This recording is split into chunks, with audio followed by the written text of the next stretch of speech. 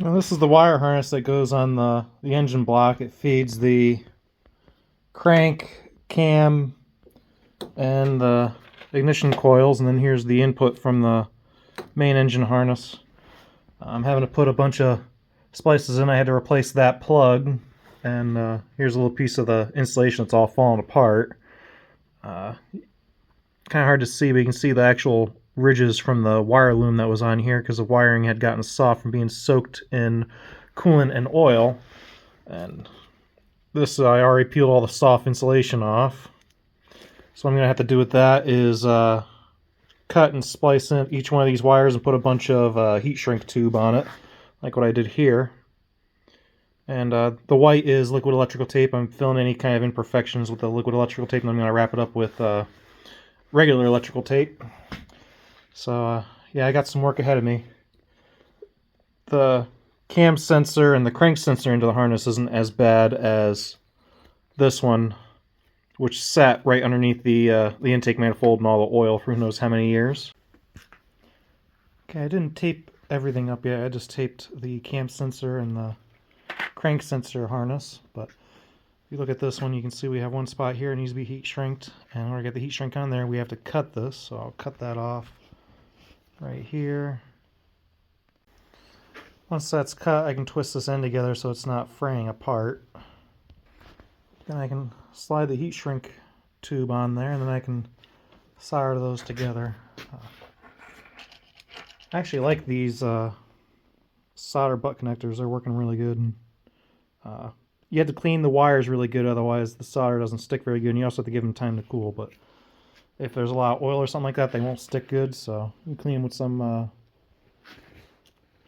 rubbing alcohol, ether, carb cleaner, anything like that. And I still have to put heat shrink tube on this other side as well.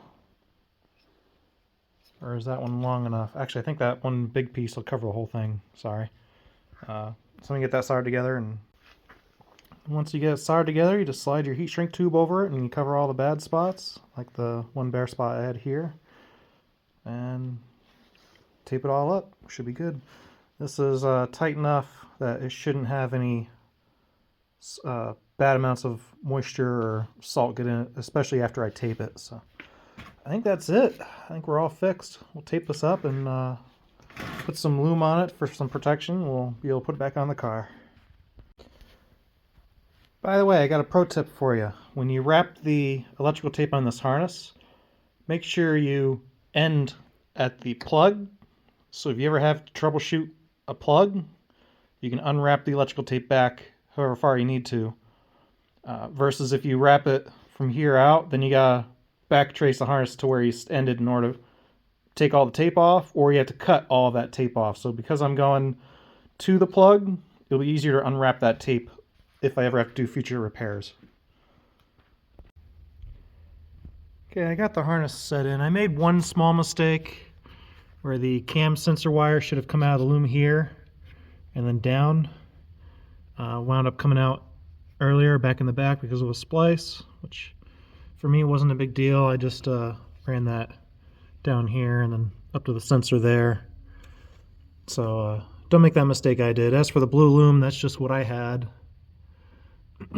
So that's where it plugs into the main engine harness right here. Comes down. And then there's some ground blocks back behind this, and then it runs back through the hole here. This plate holds it in place, and then it plugs in right there into the coils, and then there's the other wire. This one runs down to the AC equipment and the sensor on the bottom of the pan, but there's one other wire which is still in the correct spot, which is right here. This was the crank sensor wire that comes right out the bottom behind this nipple here down to the crank sensor, and that's plugged in.